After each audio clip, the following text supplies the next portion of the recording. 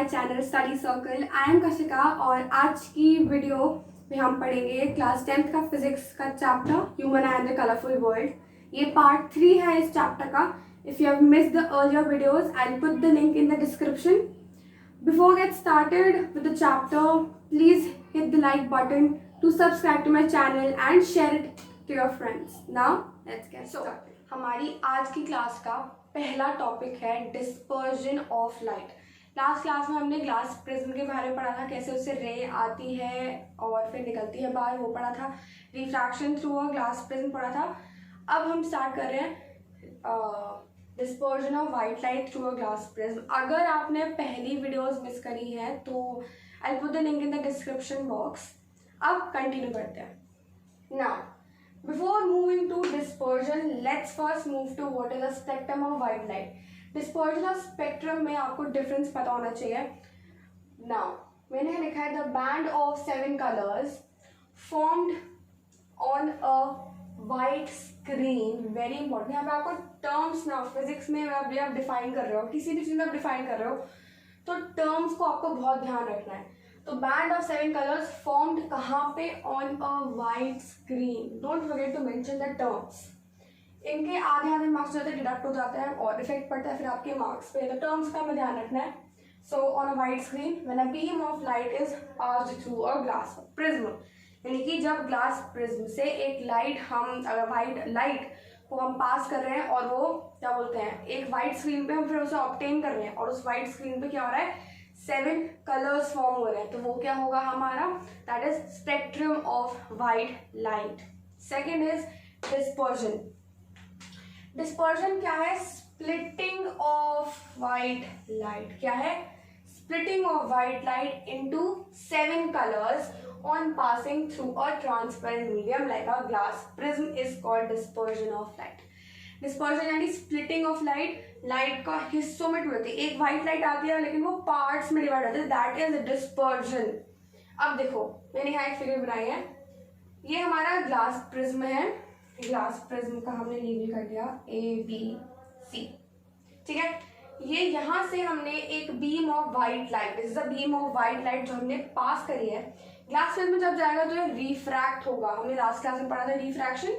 जब ये रिफ्रैक्ट होगा तो ये आप देख रहे हो यहाँ पे ये एक वायलेट आ रही थी लेकिन यहाँ पे क्या हो गया, एक रेड का बैंड बन गया, एक ऑरेंज का band, yellow, green, blue, indigo, violet.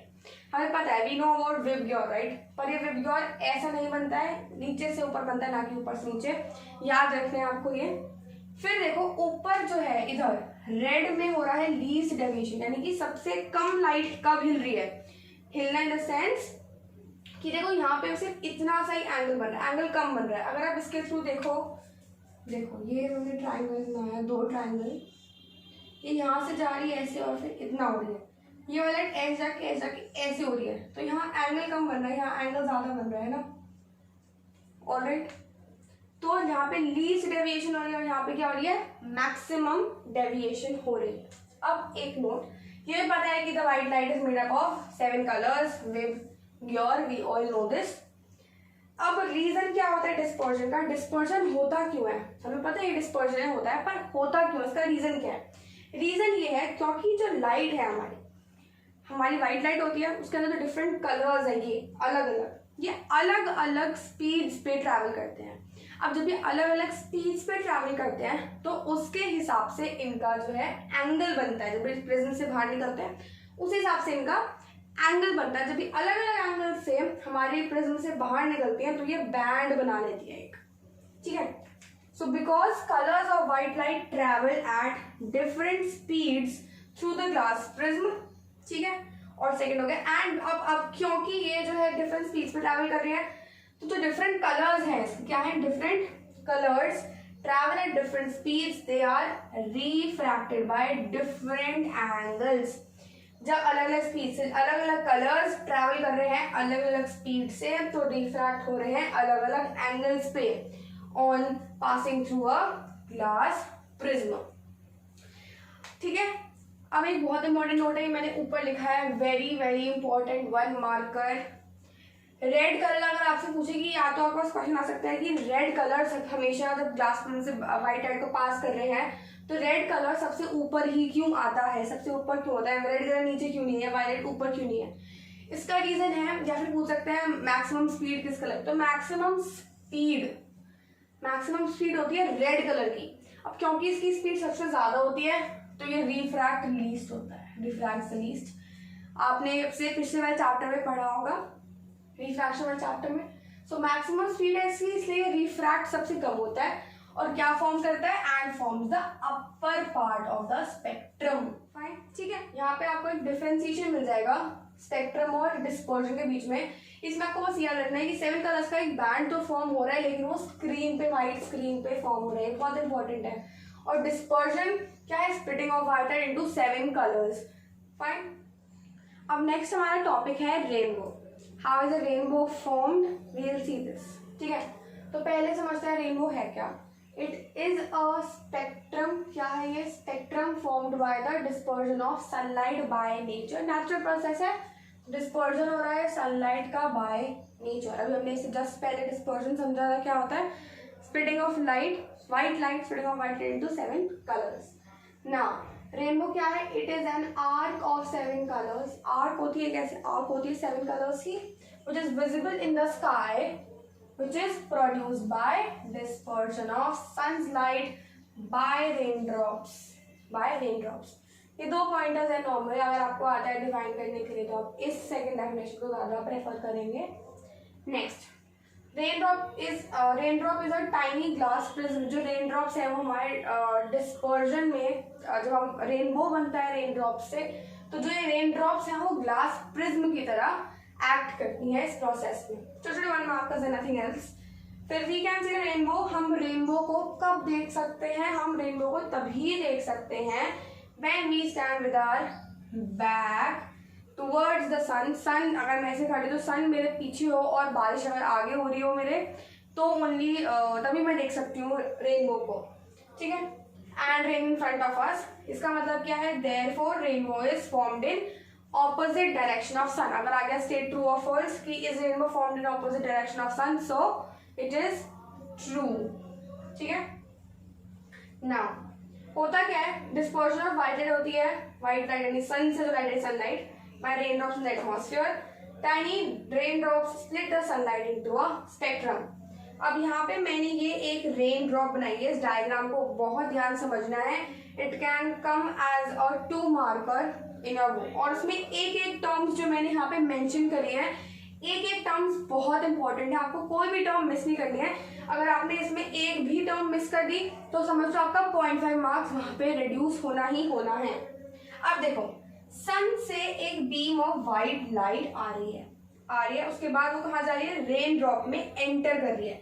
अब जब वो रेन ड्रॉप में एंटर कर रही है इस पॉइंट पे ए पे, तो क्या हो रहा है, यहाँ पे हो रहा है रिफ्रैक्शन। सबसे पहले क्या होगा, रिफ्रैक्शन होगी, रे की बेंडिंग होगी। जैसे हमने क्लास में देखा, जिसमें रिफ्रैक्शन हुआ था, फिर वो बैंड स्प्लिट हो गया था। अच्छा, ये जितना शेडेड पोर्शन है ये, that is a band of 7 colours. ठीक है, पूरा वेबग्योर है ये हमारा। प्रॉपर अगर आपको फिगर चाहिए तो मैं वहां पे आई पुट 1 फिगर। तो यहाँ पे इस पॉइंट पे हुआ रिफ्रैक्शन, और फिर आके यहाँ पे क्या हुआ, डिस्पर्जन हो रहा है लाइट का। इस पॉइंट पे क्या हो रहा है, डिस्पर्जन हो रहा है लाइट का, स्प्लिट हो रही है लाइट 7 कलर्स में। व्हाइट लाइट क्या हो रही है, स्प्लिट हो रही है। रिफ्रैक्शन हो गया, फिर क्या हो गया, डिस्पर्जन। अब जब ये डिस्पर्स हो गई लाइट, तो यहाँ पे हो रहा है total internal refraction of the spectrum. जो स्पेक्ट्रम यहाँ बना है, इसका टोटल इंटरनल रिफ्लेक्शन क्या हो रहा है, सपोज ये एक मिरर है हमारा, for example is a mirror. Light अगर ऐसे गई तो ऐसे आई, रिफ्लेक्ट हो गई ना लाइट हमारी, ये यहाँ से ऐसे गई और ऐसे आ गई, रिफ्लेक्ट हो गई। तो बैंड हमारा ऐसे गया, पूरा हमारा बैंड ऐसे गया और ऐसे क्या हो गया, रिफ्लेक्ट होके वापस आ गया। तो ऐसे गया और ऐसे रिफ्लेक्ट हो गया। इस पॉइंट पे, ये जो पॉइंट है यहाँ पे, से मैं बी कह दूं तो यहाँ ये रिफ्लेक्ट हो गया। अब इस पॉइंट पे, पॉइंट सी, ये जो पॉइंट है यहाँ पे फिर से रिफ्रैक्शन हो रहा है। जब वो बैंड बाहर आ रहा है तो यहाँ फिर से रिफ्रैक्शन, आप देख रहे हो एंगल ऐसा आ रहा था, एंगल चेंज हो गया, थोड़ा ऊपर हो गया। ठीक है, तो क्या हुआ, व्हाइट लाइट गई, पहले क्या हुआ, रिफ्रैक्शन हुआ उसका, फिर वो लाइट क्या हुआ, डिस्पर्स हो गई into a band of 7 colours. फिर यहाँ पे टोटल इंटरनल रिफ्लेक्शन हुआ इसका, और बाहर आके फिर से वापस से क्या हुआ, रिफ्रैक्शन। और जब ये लाइट ऐसे जाके, ये आई ऑफ द ऑब्जर्वर है, आई ऑफ द ऑब्जर्वर, अर्थ पे हम इसे देखते हैं तो हमें ये एज अ रेनबो मिलता है। बहुत सारी टाइनी ड्रॉपलेट्स मिलके ऐसे फॉर्म करती हैं। तो ये आपको सारे terms, refraction, dispersion, total internal reflection और ये रिफ्रैक्शन, ये चारों बार मेंशन होना चाहिए। 2 मार्क क्वेश्चन में अगर एक भी पॉइंट मिस करा तो half marker gets reduced. Okay fine. So coming to atmospheric refraction, अभी हमने रेनबो पढ़ा था, अब हम पढ़ते हैं व्हाट इज एटमॉस्फेरिक रिफ्रैक्शन। और एटमॉस्फेरिक रिफ्रैक्शन से कौन कौन से फिनोमिना जो है हमारे नेचर में टेक प्लेस करते हैं वो हम पढ़ेंगे, ठीक है। So we have air everywhere. अच्छा, एटमॉस्फेरिक रिफ्रैक्शन क्या होता है? अगर हम सिंपली करें the refraction by atmosphere, would it be just enough? मेरे को लगता काफी होगा। तो व्हाट इज एटमॉस्फेरिक रिफ्रैक्शन और उसकी प्रॉपर डेफिनेशन क्या होगी ये देखते हैं। No we know that we have air everywhere, हमें पता है हवा हर जगह होती है एटमॉस्फेयर में। और एयर जो होती है वो डिफरेंट टेम्परेचर्स होते हैं। एयर के अलग अलग प्लेसेस पे एयर के अलग अलग टेम्परेचर्स होते हैं और हमारे पूरे एटमॉस्फेयर में एयर है, ये तो हमें पता ही है। हमें इतना पता है, हमने पढ़ा है कि अगर कोई एक लाइट किसी ऑप्टिकल डेंसर से ऑप्टिकल रेयरर में है, ऑप्टिकल रेयरर से ऑप्टिकल डेंसर मीडियम में जाती है तो रिफ्रैक्शन टेक प्लेस होता है, लाइट बेंड होती है। फिर चाहे तो टुवर्ड्स द नॉर्मल हो या अवे द नॉर्मल हो, लाइट बेंड होती है जब किसी डिफरेंट डेंसिटीज में लाइट पास करती है। अब क्योंकि एयर का डिफरेंट टेम्परेचर है अलग अलग जगह पे, और हमें पता है कूलर एयर क्या होती है, ऑप्टिकली डेंसर। कैसे होती है? Cooler air is optically denser. और हॉट एयर कैसी होती है? Optically rarer.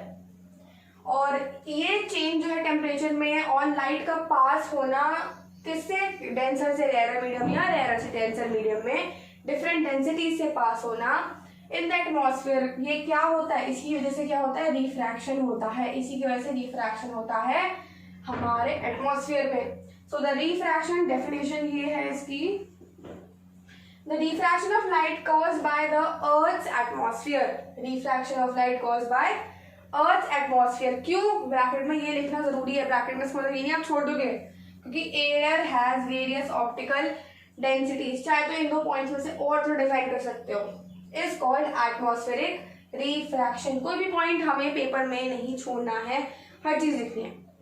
अब हमारा फर्स्ट फिनोमेना जो एटमॉस्फेरिक रिफ्रैक्शन से होता है that is twinkling of stars.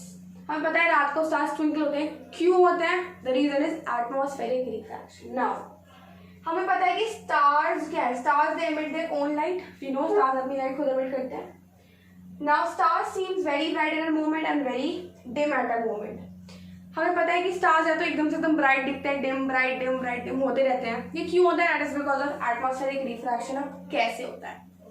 अब क्योंकि जो लाइट है स्टार्स की, जब वो अर्थ के एटमॉस्फेयर में एंटर करती है तो क्या होता है, जो लाइट है वो लाइट अंडरगोज रिफ्रैक्शन। क्या होता है? जब हमारे एटमॉस्फेयर में एंटर करेगी लाइट स्टार्स से तो क्या होगा? रिफ्रैक्शन होगा। रिफ्रैक्शन जब लाइट का होगा, अब एक चीज और है, या एयर में आ गई, रिफ्रैक्शन हो रहा है। अब ऑप्टिकल डेंसिटीज हो रही है तो रिफ्रैक्शन कभी ज्यादा हो रहा है कभी कम हो रहा है। अब अगर ज्यादा हो रहा है तो हमें लगता है कि स्टार बहुत ज्यादा ब्राइट है, अगर रिफ्रैक्शन कम हो रहा है तो हमें लगता है कि क्या है, लाइट कम है, स्टार ब्राइटर कम है, स्टार डिम है। तो ज्यादा लाइट जब रिफ्रैक्ट होती है तो हमें लगता है स्टार क्या है, ब्राइट, और जब कम होती है तो हमें लगता है स्टार इज डिम। तो the light of stars enters the earth atmosphere and undergoes refraction. कहाँ एंटर करती है लाइट? अर्थ के एटमॉस्फेयर में, और क्या होता है फिर? रिफ्रैक्शन होता है। Now because of varying optical densities of air, ये क्यों होता है? रिफ्रैक्शन के अंदर अंडरगो क्यों होता है? क्योंकि वेरिंग ऑप्टिकल डेंसिटीज है, अलग अलग ऑप्टिकल डेंसिटीज है हमारी एयर की एटमॉस्फेयर में हमारे। ना अब ये एटमॉस्फेयर क्या है? Continuously atmosphere time to time change रहता है, कंटिन्यूसली चेंजिंग एटमॉस्फेयर है हमारा। अब क्योंकि कंटिन्यूसली चेंज हो रहा है इसकी वजह से रिफ्रैक्शन भी अलग अलग अमाउंट में होता रहता है, या तो कम या तो ज्यादा रिफ्रैक्शन होता रहता है। जब कम ज्यादा होता है तो स्टार भी ब्राइट या डिम होता रहता है। तो इसी की वजह से स्टार्स ट्विंकल एट नाइट। आपके एग्जाम में ये आ सकता है, पूरा आपको प्रॉपरली एक्सप्लेन करना है। अभी हमने पढ़ा कि स्टार्स जो है वो ट्विंकल करते हैं। क्वेश्चन अराइज होता है यहाँ पे कि क्या प्लैनेट्स भी ट्विंकल करते हैं? एक चीज़ हमें याद रखने की, जो स्टार्स हैं वो पॉइंट साइज्ड हैं, बहुत छोटे होते हैं stars. Originally they are large but at a distance हम देखते हैं तो पॉइंट साइज होता है as compare to planets. Planets are bigger and they seem to us as a collection of points. ऐसा क्यों होता है? क्योंकि प्लैनेट्स नियरर है अर्थ से और स्टार्स जो है वो दूर है अर्थ से। Now planets are big in size because why? They are nearer to the earth. So planet is considered as a collection of point sources of light. एक पॉइंट नहीं, बहुत सारे पॉइंट्स के सोर्सेस की लाइट का कलेक्शन होता है planet. और जो देखो प्लैनेट के एक जब रिफ्रैक्शन हो रहा है तो क्या होता है, एक साइड एक पार्ट जो होता है प्लैनेट का उस पर जो डिमिंग इफेक्ट होता है और दूसरा पार्ट जो होता है उस पर क्या होता है, ब्राइटर इफेक्ट होता है, ट्विंकलिंग इफेक्ट होता है, लाइट आ रही होती है वहाँ पे। तो क्या होता है, जो dimming effect produce by some part of planet क्या होता है, वो नलिफाई हो जाता है by the brighter part. Nullify in the sense zero हो जाता है, बाद में खत्म हो जाता है। ब्राइटर पार्ट और जो ब्राइटर पार्ट नहीं है, डिमर पार्ट है, तो वो क्या हो जाता है, नलिफाई हो जाता है, लाइक जीरो हो जाता है, ट्विंकल नहीं होता है प्लैनेट। सो क्या होता है, दस brightness remains the same on a planet and planets do not twinkle. Now a second phenomena of atmospheric diffraction is star seems to us higher than they actually are. Alright, अब ये क्यों होता है? This is due to atmospheric refraction. देखो सारी चीजें हो जो मैं आपको अभी बता रही हूँ वो atmospheric refraction की वजह से ही हो रही हैं। अब देखो लाइट जो स्टार से आ रही होती है वो रिफ्रैक्ट हो जाती है as it enters the earth atmosphere. हमने पढ़ा अभी इससे पहले। एयर जो हमारी ऊपर स्काई में होती है वो क्या होती है, वैक्यूम से, या कह सकते हो स्काई में से आ रही है तो वो क्या होती है, रेयरर होती है, या फिर ऑप्टिकली रेयरर भी कह सकते हो। बट अर्थ के पास नियरर द अर्थ सरफेस वो क्या हो जाती है, वो क्या हो जाती है, डेंसर हो जाती है। अब लाइट क्या होती है, और ज्यादा बेंड हो जाती है जब वो आ रही होती है अर्थ सरफेस में, नियर द अर्थ सरफेस, और नीचे आते आते और बेंड हो जाती है। इसीलिए स्टार्स हमें क्या लगते हैं, हायर लगते हैं। फॉर मोर एक्सप्लेनेशन आपको ये एक इमेज यहाँ पे है, आप उसको देखें। फाइन, तो देख सकते हो आप इस इमेज में कैसे जो ओरिजिनल पोजीशन है स्टार की वो तो नीचे है, बट जो एक्चुअल स्टार है उसकी पोजीशन क्या है, उसकी पोजीशन नीचे है, बट जो हमें अब दिख रहा है स्टार वो हमें और ऊंचा दिख रहा है, हमें और हायर दिख रहा है। तो this was all for today's video. Thank you so much for watching. Hope आप लोग आसानी से इस चैप्टर को आप समझ पा रहे होंगे। इसका fourth part will be coming soon. Till then, take care, stay safe and bye-bye. Don't forget to hit the like button and subscribe to my channel.